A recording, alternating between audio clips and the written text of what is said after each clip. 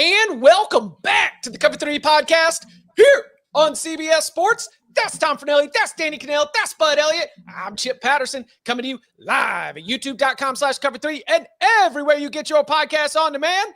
Thanks for hanging out. Smash that subscribe, smash that like, and come and join us in the chat, a.k.a. the Cover 3 Tailgate, where I am fired up because Nick says I've been listening to the podcast for years. It's the first time being able to be a part of the Tailgate Live.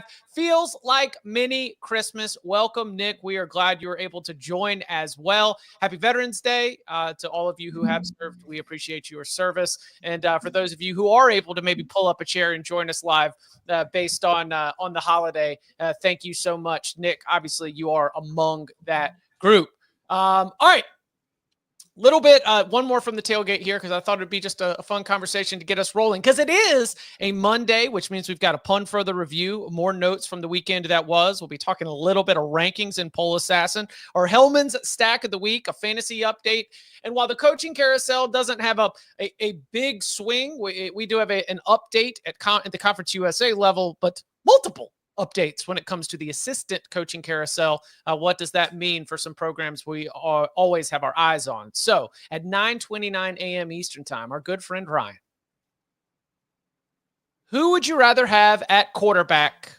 Riley Leonard, Nico Iamaleava, or Drew Aller?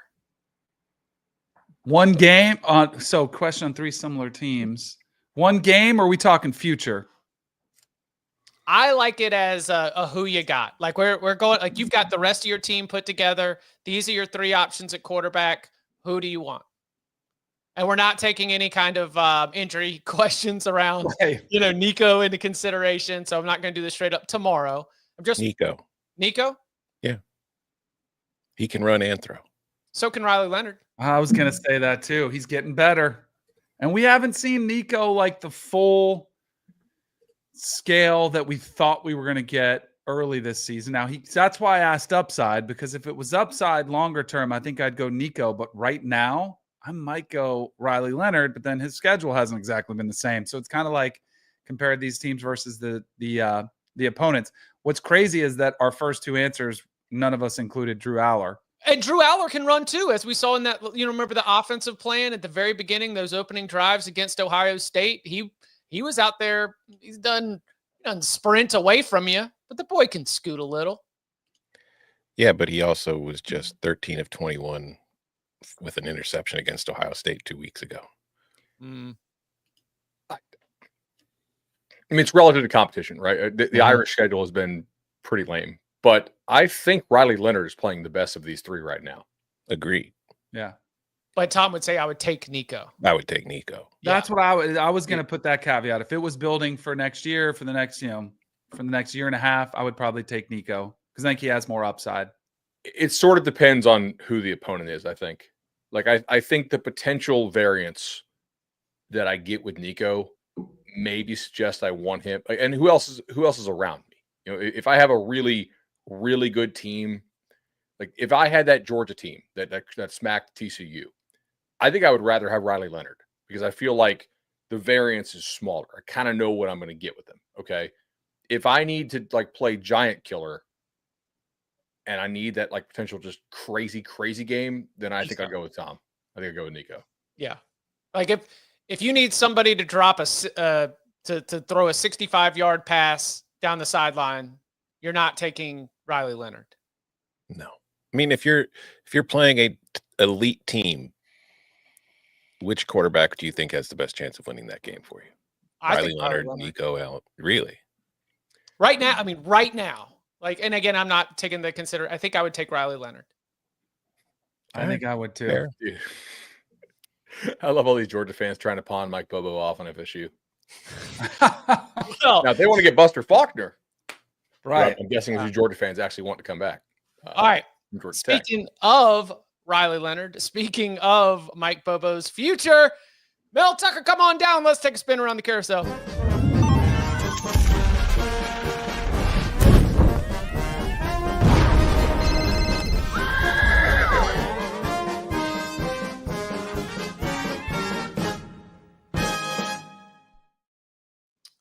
News out of Tallahassee on Sunday as Mike Norvell has fired offensive coordinator Alex Atkins, defensive coordinator Adam Fuller, wide receivers coach Ron Dugans.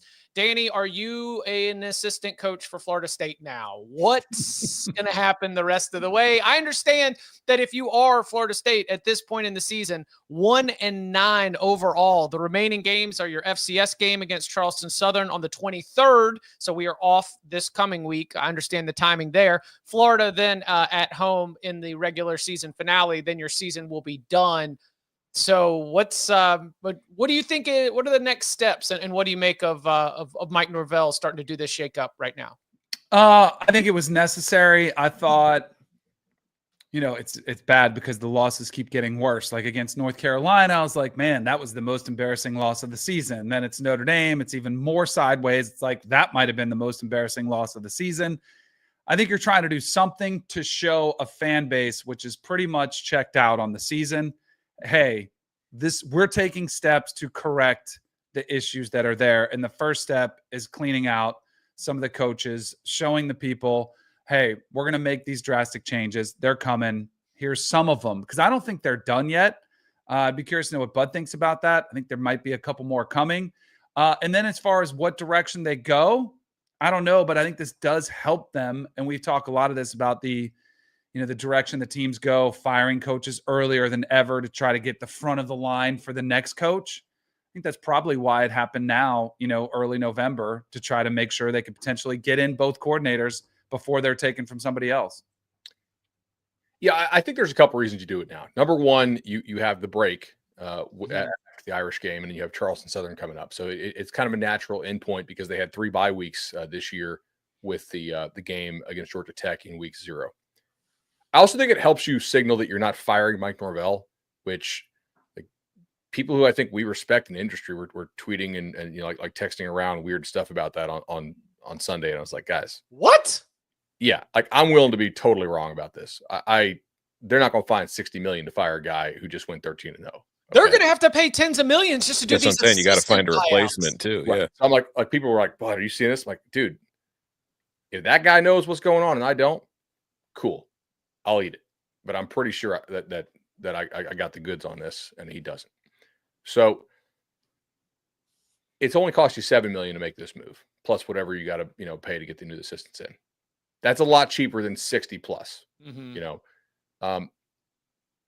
Part of our criticisms on this show, even when they were going 13-0, is that Norvell does not run a great recruiting operation. In terms of like the standard with which he holds guys to. I don't think they recruit real hard. I don't think they put good effort in compared to their contemporaries in the state.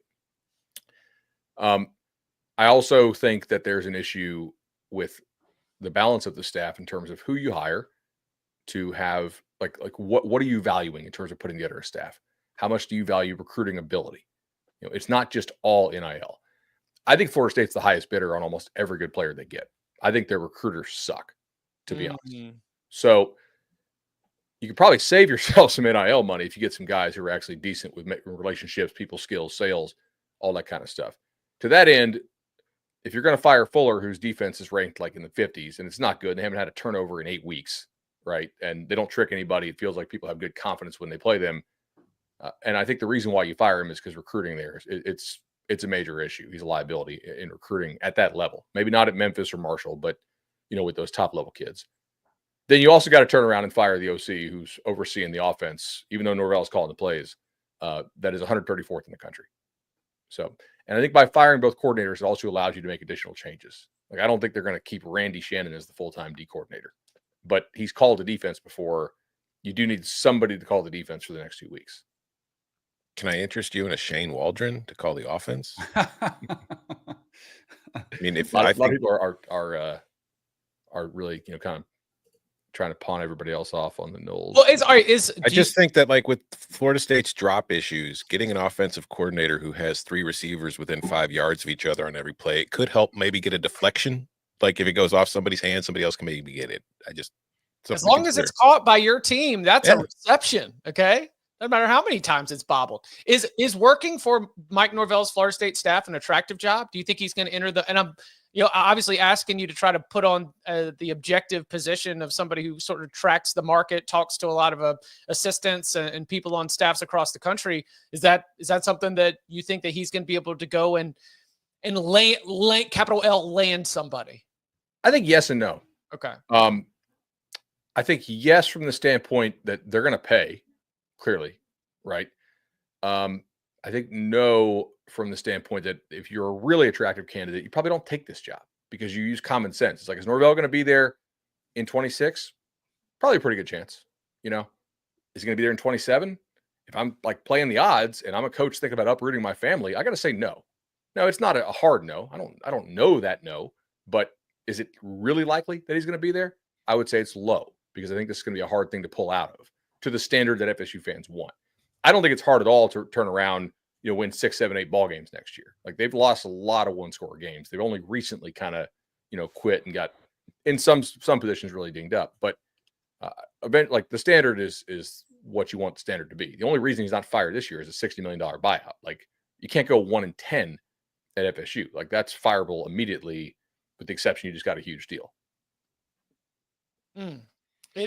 So I don't think that the fans will be happy in many cases with the names that they get. I do think there are plenty of quality coaches you can go out and get, but not ones that fans are like super familiar with. But then they'll quickly talk themselves into them being great hires. Which is kind of when you're searching for coordinators. I mean, you don't have to hit the home run with the name brand recognition, right? I mean, I think I would want guys who are younger, who would be willing to take this risk, that may be more innovative and great on the recruiting trail, as you mentioned. Yeah, the roster, because of the failures recruiting out of high school, is gonna what do you have to go build another portal team again and just hope your evaluation and your fit is better? The other thing you asked, like, is it an attractive job? I do think guys like working for Mike. Like Mike, from what I understand, is not a maniac to work for. Now maybe that's maybe that. Yeah, maybe Mike 2.0. I don't know, but everybody I talk to, like, they're like, yeah, he's a good guy to work for. My man, Ron Dugans, who was a receiver for me when I was at Tallahassee. Is that recruiting? Is that production? Is it all of it? Because there was also the pretty devastating report that Keon Coleman was telling players, don't go play for Ron Dugans. Do you buy into that? Yeah, totally. I'm pretty sure Keon was telling guys that last year. Yeah. And look, when Dukes was the receivers coach at Miami, they had a lot of drop issues. They've had a lot of drop issues in Tallahassee. Some guys got better. Actually, Johnny Wilson improved his drop, cut his drop rate in half one year from Arizona State. So you got to give the guys some credit for that. Recruiting was certainly not great. One of the recruits they had, from what I was told, the dad really liked the recruiting or the staff stability in Tallahassee in terms of like Dugans being there, as opposed to the other school he was considering, which was Georgia. But Georgia had a revolving door of receivers coaches constantly, and the dad did not like that. Once that kid flipped, I was like, oh, Dukes is done. Because that, to me, that was like the last major piece that was job security wise. Yeah. Also on the offensive coordinator side, if you're going to go coach for Mike Norvell, you are always going to be running second to Mike in terms of being able to fully put in your stuff, I would think. I think so, but I don't know. Like I don't think he's like Jimbo in that way. He has had times, and like he didn't always call the plays at Memphis. He definitely let Dillingham call a good bit of it at times. It might be part of these conversations, though, or hey, and if I'm a coach looking at coming to Florida State, that might be one of my prerequisites. Was like, hey, if I'm coming there, this has got to be my offense. And if you're in a position we're talking about, would coaches take this? If you see somebody that you think is the guy, you might have to relinquish that control. One more coaching carousel note here. Kennesaw State has fired Brian Bohannon. He is the program's first head coach. He got them up off the ground. He got them to the FBS level. He got them an FBS win against Liberty, but this is a team that it's got a long way to go. Tom, history says that the coach that leads you to the FBS level doesn't always get to stay forever. You think what's your read on the Kennesaw State opening? Oh, the mute button got him. Let's go. That's a good thing. Yeah, sorry. You But might I have been think on a losing streak. Look at the Kansas Jayhawks of the StreamYard just out here coming to life late in the season. I think it's indicative of what I think about what's going on at Kennesaw State, though, because I think it's kind of a cluster F of what's going on at that. Because I mean, first of all, the reports come out that he was fired. Kennesaw State releases the statement that says he stepped down, and then Bohannon goes on Twitter himself and says, "No, I was fired. I didn't step down from crap. I'm not just walking away." So, it's an odd situation. I don't know what's going on there behind the scenes. I know it's been a terrible season for the football team. Like, they did get that win over Liberty, but it's the only one that they have to this point. And maybe whoever's in charge there thought that, Kennesaw was going to jump to the FBS level and be good right away and get Conference USA. But I think that maybe other programs doing that in recent seasons led to some unrealistic expectations. But I mean, it's on the one hand, it's like, okay, they're like, what, 1-9? Oh, wow, a coach got fired from a 1-9 team. Not exactly a shock, but at the same time, I don't know. It's an odd spot to me. I from what I tell, because I can't sit here and pretend I pay super close attention to Kennesaw State football. Maybe we can get Chase and Kirk on here to give us a much better read of what's going on. But from people I have seen online that are more familiar with it, they don't seem to think it was a very sensible decision. Totally agree. Why do you need? I'm gonna caveat this. Unless there's something I don't know, like behind the scenes, why do you need to do this now? Like, this guy captained you to the FBS level. It's not uncommon, to have this happen. Like, really suck in the first year, and now they got players. Chris Hummer's reporting like their stud D tackle is going to enter the transfer portal. Yeah. Mm-hmm. Like, what was the rush to get this done? It's not that hard to let it be known behind the scenes, to reach out to some agents, be like, hey, we're likely to open. Agents, get me the guys you think would be interested in this job. Like, I don't know why you fired him now. Does the Kennesaw State fan base need a pound of flesh? So maybe there's something else that I don't know about. And I'm not implying there is. It makes me think. Have they named the plank interim coach? The turnover plank. Mm-hmm. The cluster F does make me disappointed. Brian Bohannon was a long-time Paul Johnson deputy. Georgia Southern to Navy to Georgia Tech, spent almost 10 years as his offensive coordinator, quarterbacks coach. He spent almost 10 years there at Kennesaw State. So, Tom, like you, I'm not going to try to step into too deep of waters in terms of understanding the overall ins and outs of the Owls and their program, but it doesn't read as the most sensible choice to me to take somebody who won 3 conference championships, twice the Big South Coach of the Year, and now he's out, and you're losing some of your best players to the portal. But we'll see. We'll see how this ends up landing for the Owls. I know there were a couple other assistant coaching changes across college football. Anything else stand out? What did I miss? Thought we had another. I don't think so. I did think it was hilarious that after Neil Brown got rid of his defensive coordinator, the defense forced 3 turnovers.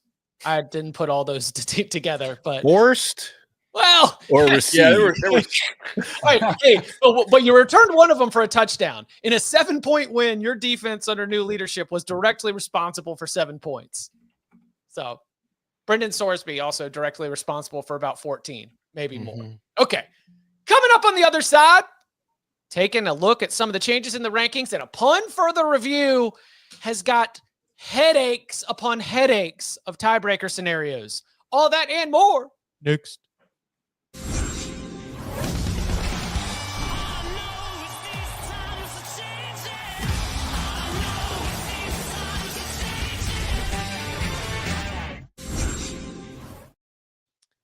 Back here on the Cover 3 podcast. And now it's time for the Hellman's Stacks segment, where we discuss quarterback and wide receiver duos that had a big weekend in college football, brought to you by Hellman's Real Mayonnaise. May your team reach higher and your buffalo chicken dip be fire. This week, our Hellman's Stack of the Week takes us to Washington State, where this Cougs team continues to stack win on top of win, thanks in part to the stellar play of their quarterback, John Mateer. Now, we have highlighted John Mateer on here before, and we'll have much more on him in just a little bit.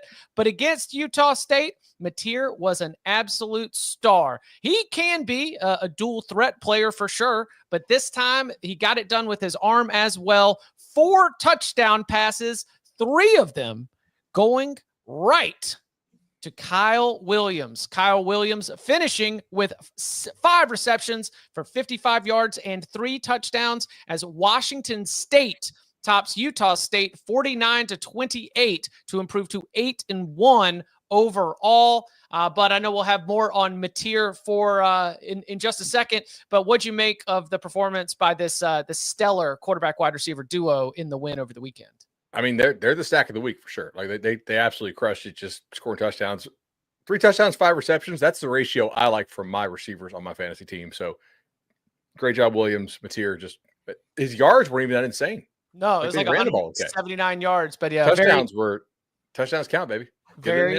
Very efficient. And this has been the Hellman's Stack segment, brought to you by Hellman's Real Mayonnaise. Just like these quarterback and wide receiver duos, tailgate snacking and Hellman's mayonnaise make the perfect combo, bringing out the rich and creamy taste to all your game day dishes. So give it a try, and mayo game day be delicious with Hellman's Real Mayonnaise. Shop at your local Walmart, Kroger, or grocery store and add some deliciousness to your game day dishes this football season. Speaking of the stack of the week, let's check in on what John Mateer and Kyle Williams did for Bud's fantasy team in a close win over Danny and Bo Nix Hall of Fame. Bud, we just talked about the stack, but I would say your QB1 there had a big role in this one too. I would say that he played an important role. Devin Neal also scoring some touchdowns for me. Looked pretty solid. Jalen Milroe, Jalen Milroe was probably my favorite person on earth this weekend. By the way, just between the rushing yards and some of the ladder climbing he was doing, it was extremely happy to see 185 rushing yards from Jalen Milroe this weekend. So big fan of Jalen. It kind of makes me think so Cam Ward's fumble, that's -2 points for Danny.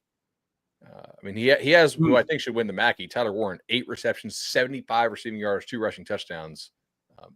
Shedeur went off again. Yeah, 221. It was a good game. 221 to 216, Danny.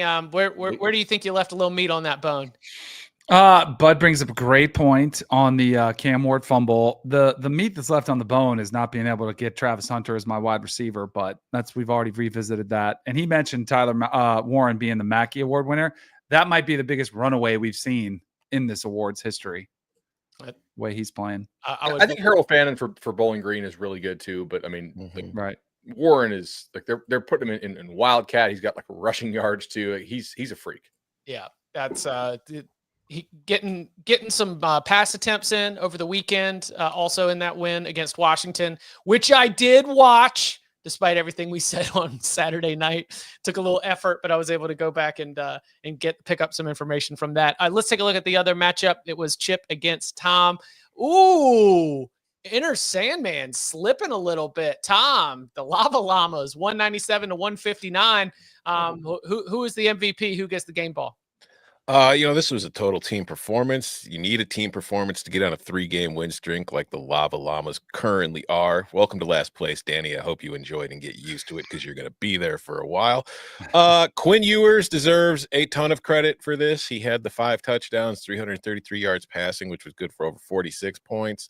Will Howard had a nice day with 4 touchdowns to get me 37.7. It's like everybody did their job, and we beat you, Chip. So fuck it. Okay. I can tell you right now that while Haynes King was able to deliver once again, as he has before, the fact that we're digging deep to Theo Weiss, that really shows somebody else dropped the ball here. So we needed some contributors to come off the bench, and I guess we got that. All right, every single Monday before we go under the hood, we like to take a moment to look at some of the changes in the college football rankings. We call it Poll Assassin.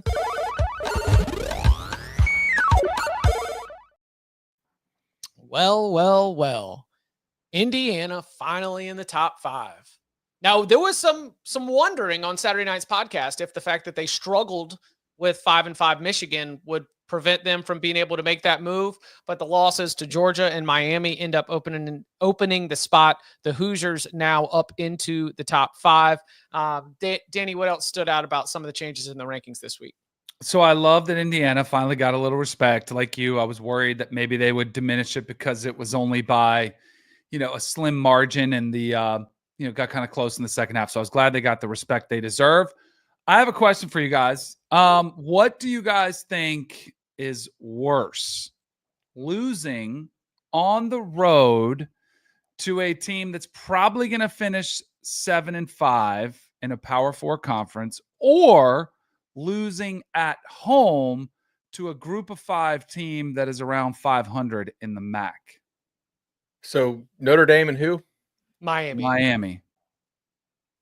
How can you not have those 2 teams in the same tier? Like, we talk about this, like, this is what bothers me, is that I don't have any problem if you want to put Notre Dame all the way at 8, but dropping Miami like a rock to 8 spots behind, in 4 spots behind Notre Dame just doesn't make much sense to me, because the one thing we've heard, and you have a common opponent, which they both played Louisville, they both beat. One was at home, one was on the road. Like, if you want to give them credit for that, I just think Miami really got hammered, probably more than they should have. And I think there's an incredible amount of recency bias. Like, imagine if Notre Dame had lost to Northern Illinois yesterday and everything, and Miami had lost earlier in the season to Georgia Tech after Florida, Georgia Tech had beaten Florida State. I just still think Miami would be like a top 6 team. They'd be like, they'd be winning right now. And that's a flaw when we do this with resumes and who's the best teams, is it's just messed up. So I thought Miami dropped way too far in the rankings for a conference loss against a team that's going to be a bowl team that's not that bad. I think I agree. It's also a product of when the Irish lost the game early. I think that, like, the committee is very willing to, like, basically excuse early losses if you get better down the stretch. And Miami has been playing a lot of close games. Have some of them been like flukish to cause them to be close? Yeah, I think so. But also some of them have not. And Notre Dame has not been playing close games. Now, part of it's because, like, Notre Dame's schedules, it's not aging great. Thankfully for them, Navy beat USF over the weekend. So, like, that will look, that win will continue to look good. But, I mean, there's some chance USC misses a bowl. Florida State's missing a bowl. We kind of need to give Notre Dame the Indiana treatment here in some ways, with the one exception. They do have a win over the team that is the second most likely team to make the SEC championship game. Yeah, I think Danny, you bring out a good point of compare the loss, but I think that what's happening with the AP voters is they are ranking the wins, and that where Notre Dame has a Texas A&M and a Louisville, Miami only has a Louisville. And I think that that's what explains some of the separation there. I do think it's funny that, you talk about the recency bias. Notre Dame's best win is in week 1. So two conflicting arguments have been coming together as sort of college football fans everywhere are discussing Notre Dame, because you are talking about how they are looking better, how they are getting better. They had a transfer quarterback. They changed their offensive coordinator. There are all these reasons to do that. And then yet at the end of the day, the result that you're using as your argument for why they should be ranked highly was at the very beginning of the season where the offense wasn't awesome. So it's funny to me that you can, like a lot of things in college football, argue it both ways. But what I think is happening here is a ranking the win rather than comparing the loss situation. Not to mention the Texas A&M that Notre Dame beat in week 1 was different than the Texas A&M team we're seeing now. It was a worse version of the current team, but they're getting credit for beating the current version. 4 of the top 5 are Big Ten teams. Oh, and Notre Dame beat Georgia Tech. That probably also plays a role here. Yeah. Good point. Okay. Over under on Big Ten teams hosting college football playoff games. 1. I was going to say 2. 1. Okay. So over under 1.5. You're taking under? I'm taking under. I think Penn State's going to host. It's hard for me to run this sim and not see them have a top 8 seed. It's something I touched a little bit on Saturday, and I'm going to be writing about it later today. But I think part of the situation we're dealing with, particularly in the polls, like Big Ten has 4 of top 5 spots, but Indiana hasn't played any of the 3 teams ahead of it. Penn State's only losses to Ohio State. Ohio State's only losses to Oregon. Meanwhile, you get to the SEC, and there's the narrative about how the teams are so much more even this year, and there's so much more parity. I'm not totally convinced that's the case as much as it's just all these teams are now in the same conference and have to play each other. And I think that's why if you look at the SEC, they have a lot of 2-loss teams, but those losses are all primarily against a bunch of other 2-loss teams. So I look at the Big Ten right now. Obviously, Penn State, and Indiana's got to play Ohio State. We'll see how that goes. But I have a feeling if Indiana loses that game, they're not going to be anywhere near the top 5. And they're definitely not going to be getting a home game. And then you get to the Big Ten title game. It'll be between one of Oregon, Ohio State, Penn State. And I think one of those, the loser will still be in the playoff, but I don't think they're going to get a home game. Ooh. You don't think the loser of the Big Ten title game gets a home playoff game? No, because what's their best win going to be at that point? Like if Penn State gets there or Ohio State gets there and they both lose to Oregon and they're sitting there at 10-2, what's Ohio State's best win? Indiana? Sure. Over an 11-1 Indiana team, that's a pretty good win. Top Especially 5 if they win. spank. You sure the committee's going to feel that way compared to like when they're comparing resumes with SEC teams?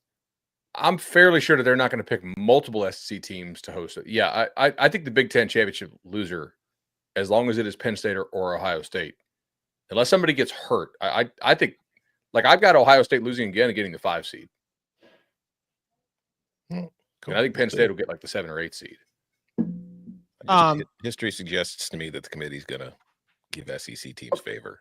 All right, but let's go with your theory that if in fact like the SEC is more jumbled up than ever, which it is it because a bunch of like teams in that 3 to 8 range got a lot better, or is it because the very best teams are just not anywhere near as good as they were in prior years? Because I think I know what I think. I think I know what I think, but I can't be sure. Because again, like look at Georgia's schedule last year compared to Georgia's schedule this year. And we talked about this on Saturday. Is Georgia really worse, or is it just having to play a lot better teams than it did during the regular season? Because Georgia, the best team it faced all year last year was Alabama, but it didn't have to play them until it got to the SEC title game, and it lost. And I think the talent is more spread out across the league. That would be portal. Yes. Because Ole Miss is portal built.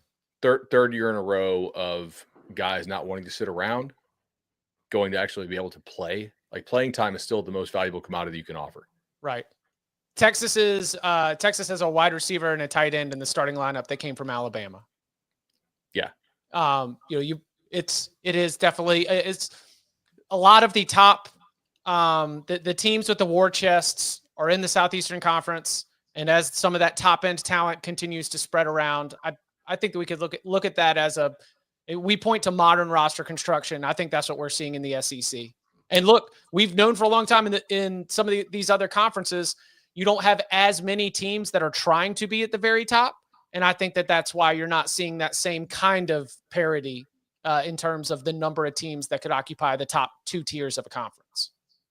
Isn't what we're talking about with the SEC evident almost everywhere? Like as good as Oregon has been, I don't feel like they're in another tier the way years past when Bama was just otherworldly and you're like, they're head and shoulders above everybody. Like, I don't know if Oregon is head and shoulders above everybody, or Ohio State for that matter. I think they're head and shoulders above their conference. Yes. 100% agree. They're playing there are less teams playing that same ball game in the big picture, like roster construction. Like trying to win the conference. Yes, 100%. Yeah. Like how many teams in the Big Ten actually try to win the Big Ten? Like they sit down privately, cameras off. That's a real goal for them. Yeah. 5? 6? Because we're counting Michigan, where Michigan has failed the goal. Michigan, Oregon, Ohio State, Penn State, USC, Wisconsin, them. USC. That's 7. Absolutely. Illinois. And maybe Nebraska lies, like long term, they lied to themselves. Sure. Yeah. Like, so Ohio State on the ropes in Nebraska. That wasn't a real tough team. In the SEC, like how many is it? Right? It's like now it's 10. Like Vandy, no. South Carolina, no. Arkansas, no. Mississippi State, no. Kentucky, no. Who am I missing? There's one more no. Missouri, probably not. I don't know. Coach Drink's out here saying that we're still in the playoff race because we because we beat Oklahoma in thrilling fashion. I think the point though is like the talent probably got a little more spread around in the SEC because I think more teams were spending. It's probably fair. And Southern kids generally want to stay in the South, and Northern kids are probably, generally want to stay in the North. So like there's a little bit less redistribution interconference in the Big Ten and the SEC. I think it'll be interesting to see what the committee does with Indiana on Tuesday. And if you want to watch us react to that, we'll be live at youtube.com/cover3 with a college football playoff rankings reaction show. Programming note, this is the 1 week that they do it between college basketball games. So their approximation is that the show will be at 8:30. We think it'll move quickly. As soon as we've got the top 25, we'll be live on youtube.com/cover3. And just like for all these scheduled live shows, come hang out in the tailgate. People will be chatting. We can all react to it. I totally forgot that was this week. You just ruined my damn day. Yeah, if it's 8:30, I actually might be able to make the show this week. Okay, well, I thought it was 7:30. I knew I wouldn't be able to get back in time. The scheduled tip-off for the first Champions Classic game is 6:30. The scheduled tip-off for the second Champion Classic game is 9. So they are estimating we'll have about an 8:30 rankings release, and we'll be live, ready to rock. Except the last 4 minutes of that first game are going to last 25 to 30 minutes. Buddy, it's going to be 10 points, and each coach is going to be like, I still got 5 timeouts left. I got to use them all. Tom, I don't know if you watched the final 3 minutes of our lock fight in Wake, Michigan, but those final 3 minutes did take about 30 minutes. Yeah. We started doing foul up 3 with 90 seconds left. I mean, For those wondering, I had Michigan plus 1.5. Chip had Wake plus 1.5. We were going for that middle. Coming up on the other side, we're going under the hood with more notes and takeaways from Week 11. Next.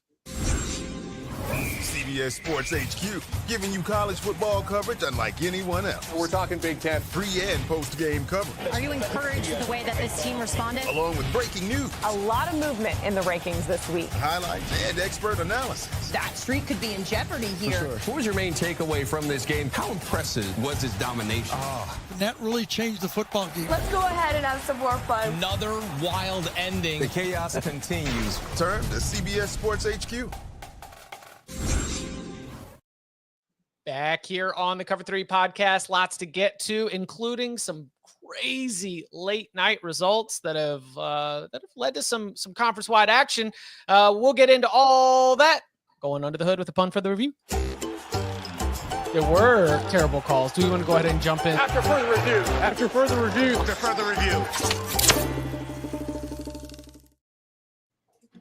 So who stayed up for it? I know not Danny. No. I did. Oh, no. My question, Bud and Tom, at the time, did you think the defensive holding calls, did you think that everything was as egregious as Utah Athletic Director Mark Harlan made it sound immediately after the game? No. Which makes me suggest they had issues with this crew prior, makes me wonder, did they have issues with this crew prior, or was there stuff that went uncalled in the game that they felt like they were getting, screwed on? Possibly. He was hot. Ridiculously hot. Like, you're an athletic director. I mean, I think down. Does he kick the chair or does he just run into it? That's kind of just he was BYU seeing red Utah, for though. sure. Yeah. Like, that is a He was very on the field fierce, after the game, seeing red, getting in his face. He got a penalty. Yes. That's a very fierce rivalry. That just kind of brings it's called the Holy War for a reason. They're not, it's kind of an important game to both sides. For context, BYU is driving with about a little less than 2 minutes left.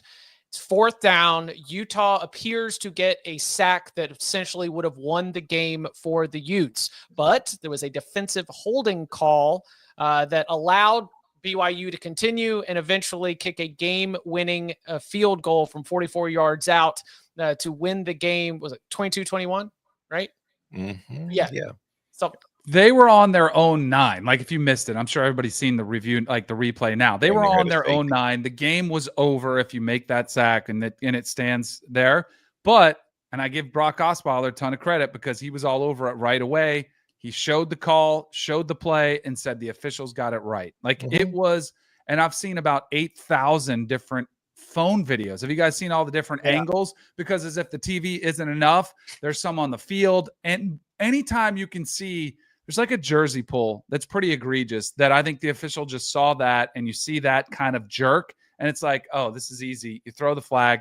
He's not aware of the situation. It's not like he knows it's 4th and 10, but he's not thinking, oh, they have a sack, let me save them and throw this.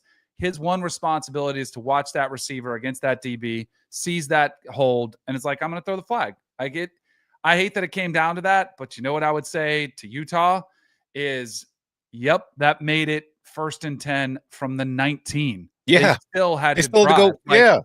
Go out and get a stop. Like, bad calls happen all the time. Don't give up the big 30-yard gain. Don't give up a couple first downs. Get off the field. And it might sound harsh, but it's the reality. Like, that's the mindset you have to take.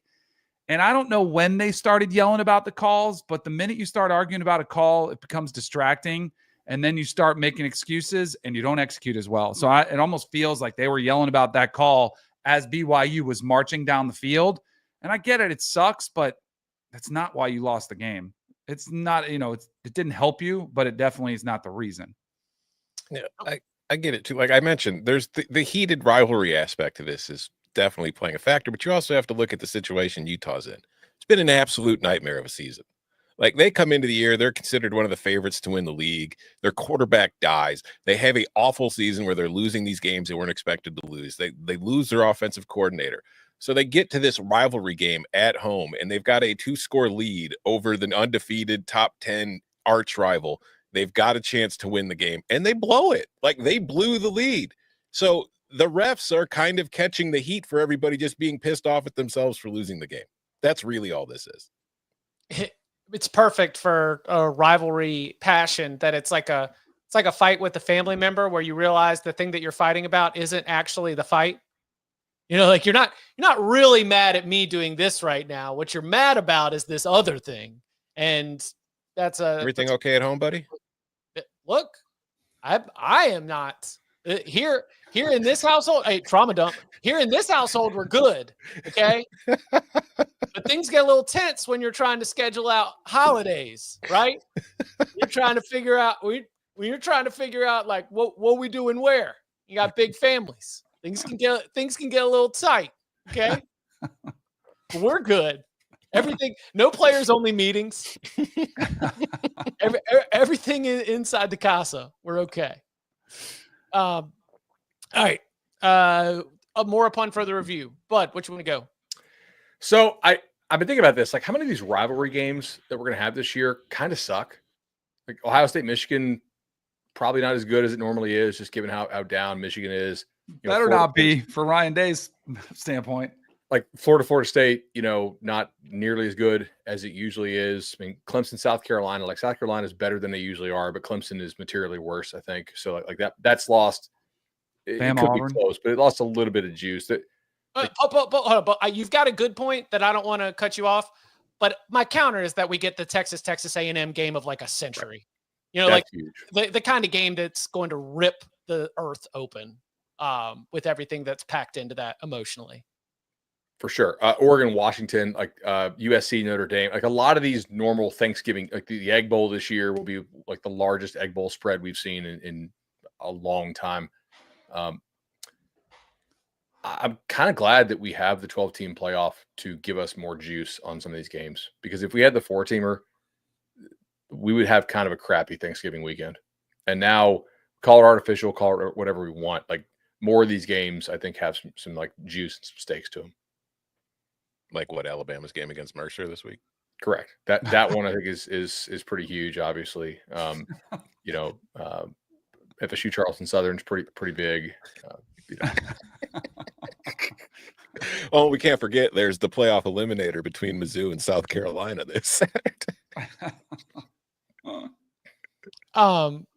Yeah. What are you saying? Schedule turkey or something on Thanksgiving weekend? Like, you're still going to take in the game. It's not going to be that. Oh no, I get what he's saying though, because like I am 100% playoff expansion hater, but I understand completely what he's saying, because there are some games that maybe normally we would just be like, whatever. Like this weekend, were we in the trust tree, just us and the listeners? Us and like 100,000 downloads, yeah. This weekend, the games kind of sucked this weekend. I don't know if you guys looked at the schedule. There's not a lot of exciting stuff out there. A whole lot of 20 to 30 point spreads. But no, I get what there are some games that'll be in these final few weeks that maybe a couple years ago we wouldn't really care nearly as much about, but they do have some stakes. But I also feel like they would still have some stakes last year simply because, like, if you look at the Big 12, all those games matter because a lot of those teams are still alive for the conference. A lot of the teams in the SEC are still alive for the conference. A lot of 4 teams in the Big 10 are still alive for the conference. So it's just, I feel like a lot of those same games would still have stakes, but as far as the playoff is concerned, some teams that maybe think they're alive in the conference but aren't really alive in the conference still have something to play for. Okay, question for you that came from the chat in a couple of different ways. Is there any chance, well, if Army beats Notre Dame and runs the table, it's getting in over Boise, right? Yes. Okay. If Army loses close to the Irish, like Boise lost close to Oregon, given that there's a pretty good chance, I don't know if people realize this, that UNLV doesn't make the conference championship game because Colorado State's still undefeated in the Mountain West. Yeah. That's going to hurt Boise's. I think you would want to have 2 wins over UNLV and not a win over a Colorado State team that, it is what it is. They're really there because the schedule's been super soft. Are we going to have a conversation about 11-1 Army against 11-1 Boise? Because the schedules are going to be. Well, wouldn't it be 10-1? It would be 11-1 conference champ. The Army Navy game, they have to address this issue because you could, like, if they are in that discussion, could you imagine if they then lost to Navy after they were in the playoffs? Like, which hypothetically could happen. I have an idea. Let's make some money. You ready? Yeah. The G5 spot doesn't go to the highest rated G5 conference champion. It goes to the winner of the play-in game between the 2 highest rated G5 champions. Let's make money. Love it. Army That'd versus be more Boise fair for a playoff spot. I think that would be incredibly bad news for an at-large hope. I think that if you have, how about this? Army beats Notre Dame. Army is undefeated conference champion. Boise State conference champion, and just has the 1 loss to Oregon. I think that's bad news for a 3-loss team from a power conference. Agreed. I think that would be a rough look to take those 2 teams and place them on the outside for a 3-loss team with a better strength of schedule in year 1 of an expanded playoff, when you wanted to message, we're opening the doors. Like, if your whole reason for expanding the playoff is the fact that 5 programs contributed for 22 of 28 spots, then let them in. We'll see. We'll see about those. What about those? Bud, what about those scenarios in the SEC? This is interesting. So you take a look at this, right? You could have 8 teams finish 6-2. 8. That's probably a pretty good argument for playing, a conference championship, or maybe like a ninth conference game. So the tiebreakers are head-to-head, which I don't really know how you would figure out with 8 teams.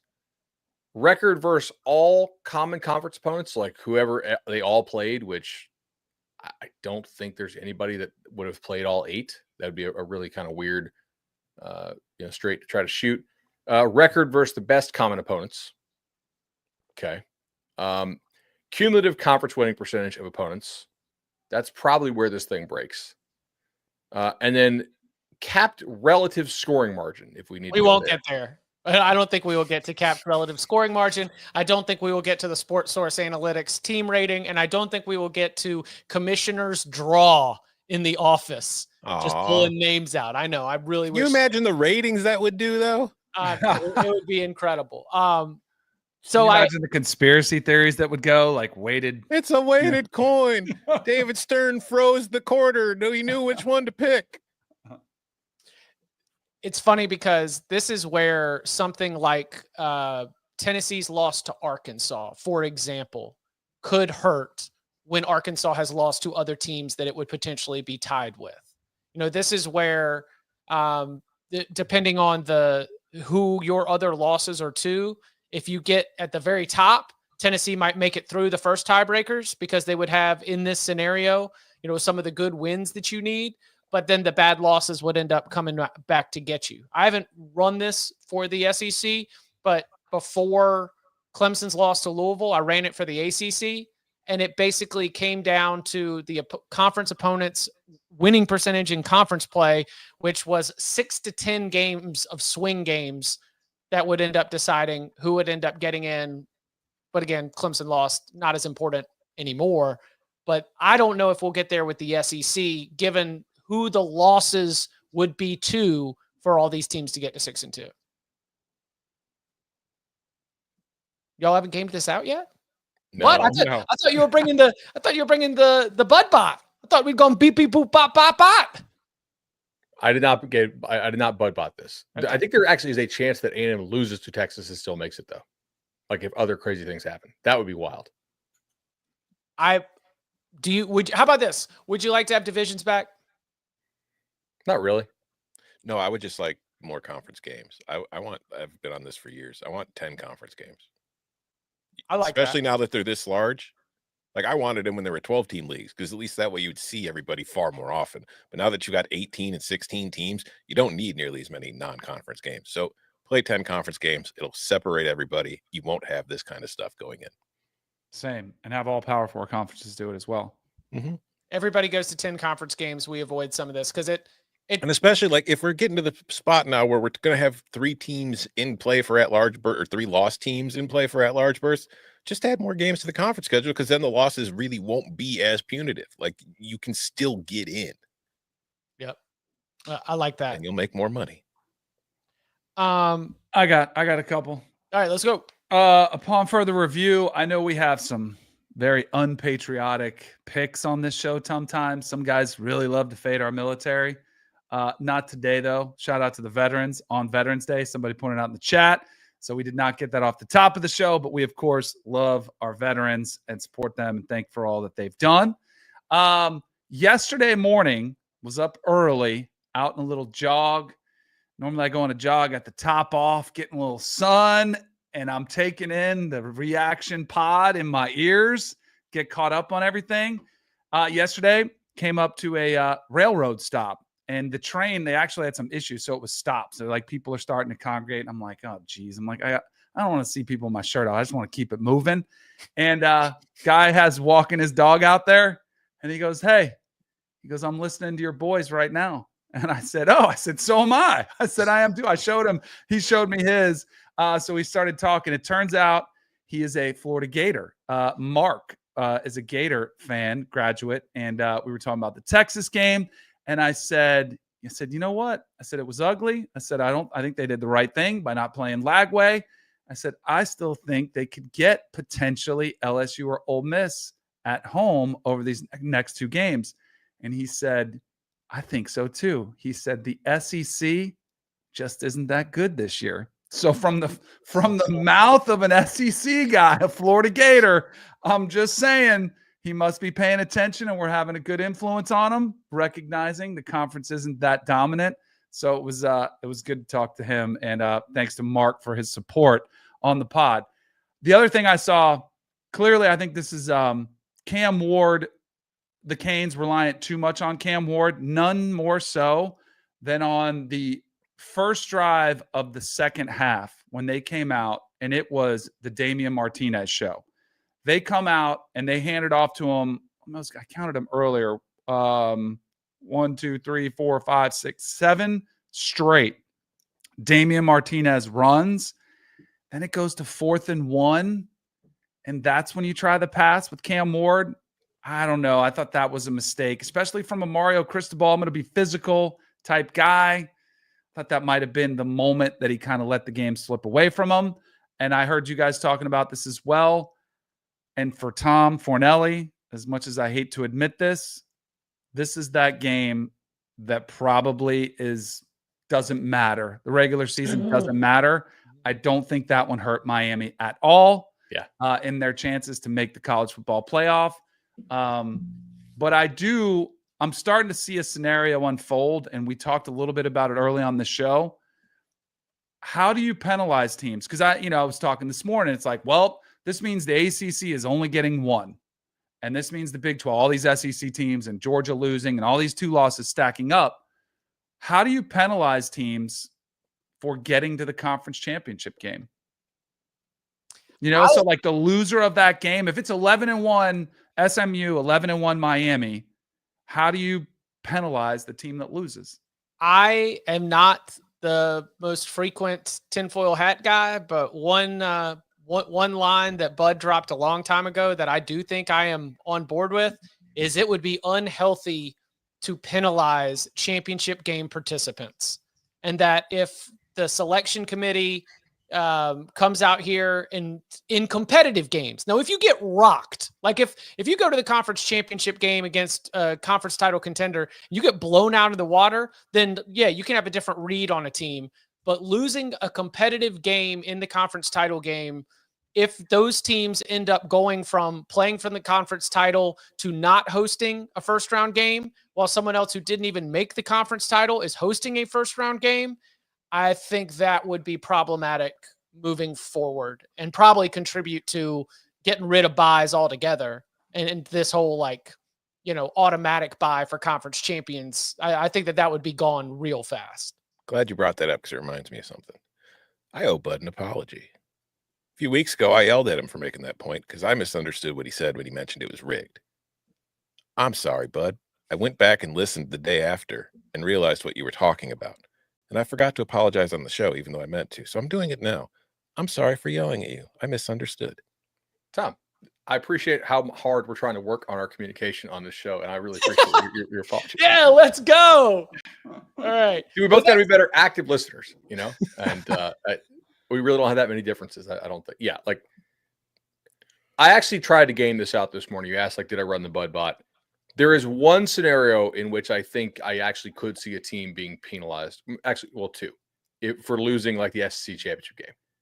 One, if it's Missouri and that is their 3rd loss and it's a blowout, then you're sitting there with a team with 3 non-competitive losses, right?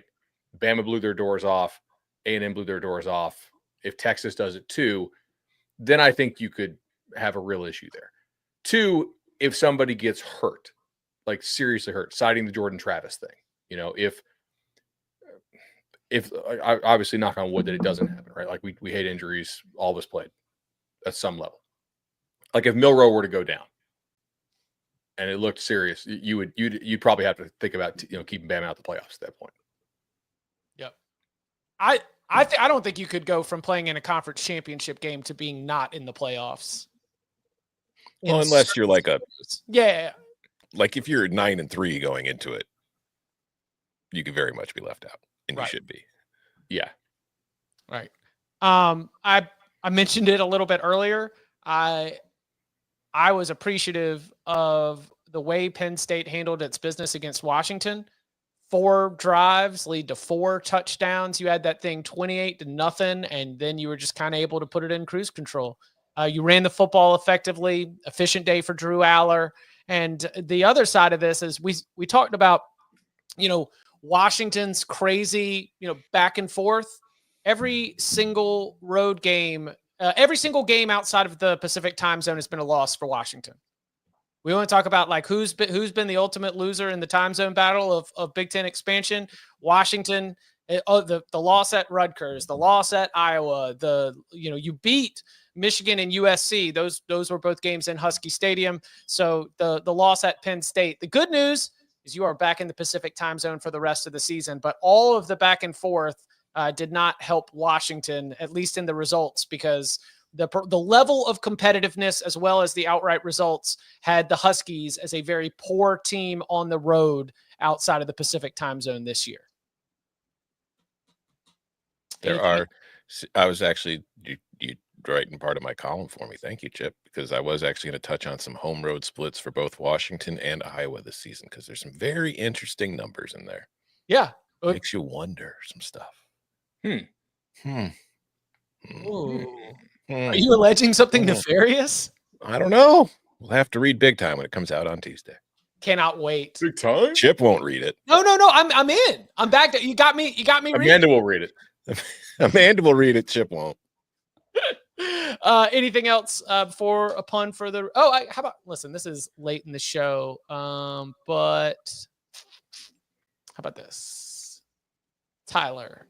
Early this morning. As of right now, do you think a 5 seed or higher will win the national championship? Or higher, meaning higher, like meaning like 12? 5 through 12.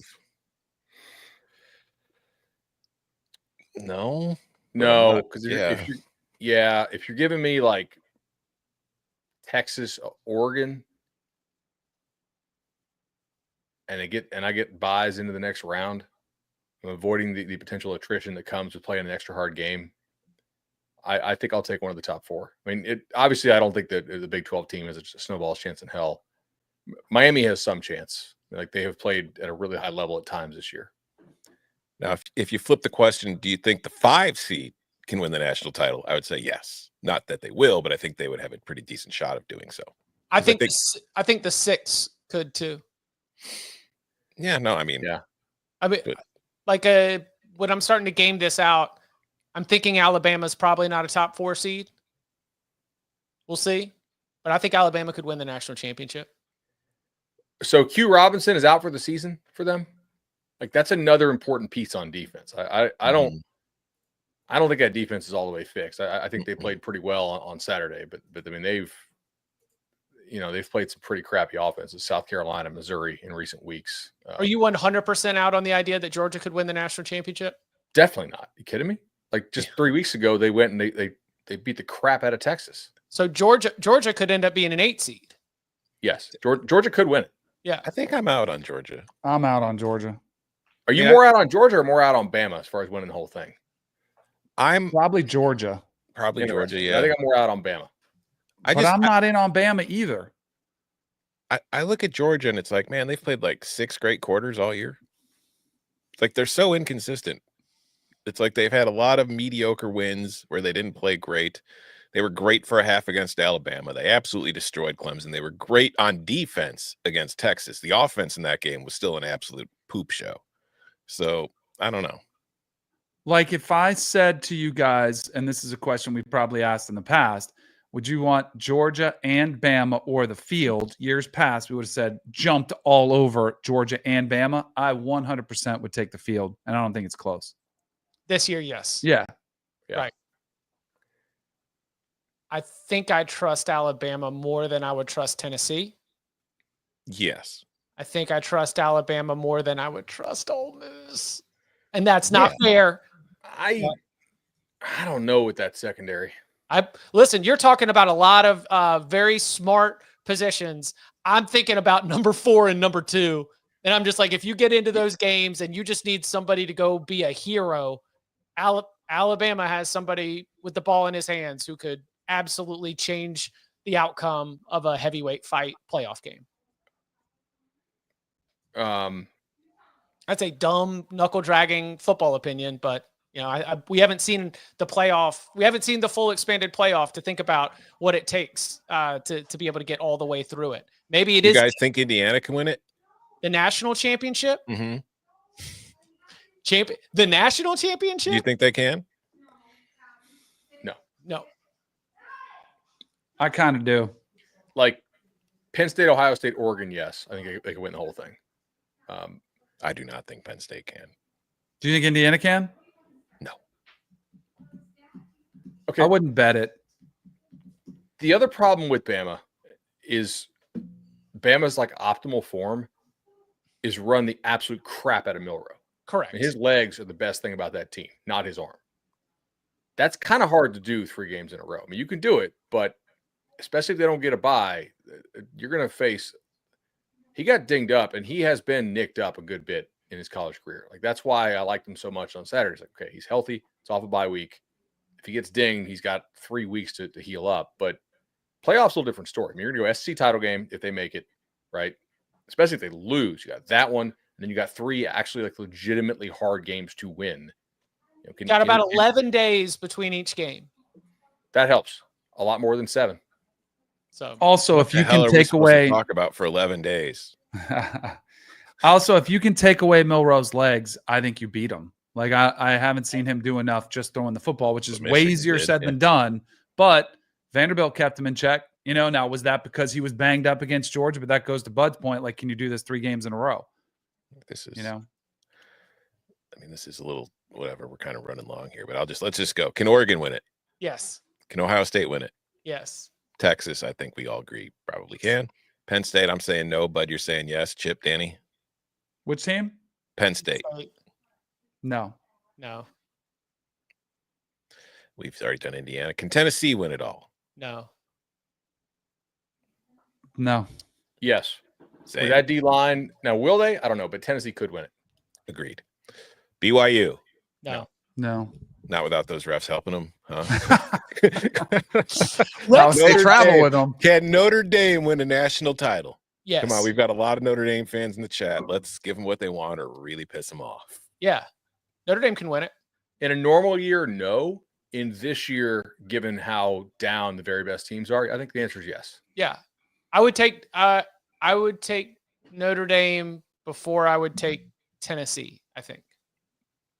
I wouldn't take either Notre Dame or Tennessee.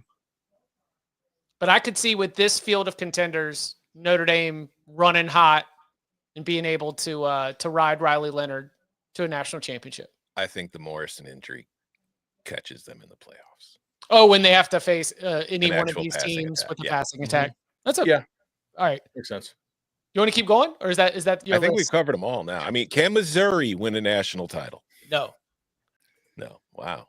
Eli's coming for you. Eli came on the radio show with receipts this morning. He was calling out Dusty for picking against him. And he said, I said something like, I've never been wrong. And he said, oh, I've been well aware of your takes, Kanell. And like, he was mad. He's good at media. Yeah. I appreciate that he does it. Like he was dunking on people on Twitter yesterday too.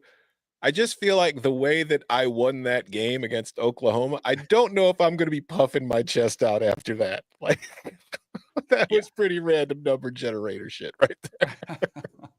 Yeah, he was finding mid-game tweets from Missouri media and retweeting them with "How about you watch the game?" Learn ball, buddy. Yeah, dude. Come on, Eli. That's small. Eli, it's a small man behavior. You take that win as bananas as it was, and you just keep it moving. But yeah, all right. So lots coming up this week. Tuesday, we will be back on CBS Sports Network with a look ahead at Week 12 in the Big Ten. Then on Tuesday night, we'll be live at youtube.com/cover3 for reaction to the new college football playoff rankings. Wednesday, 11 a.m. with big game breakdown, going inside the matchup of that big SEC clash between Georgia and Tennessee, and much more from Week 12. Then Thursday, 11 a.m. Eastern Time, we got locks, and then it's on to Week 12. And you can follow him on Twitter at Tom Fornelli. You can follow him at Danny Kanell. You can follow him at Bud Elliott 3. You can follow me at Chip_Patterson. Gentlemen, thank you very much. Kevin Warren, stop trying to figure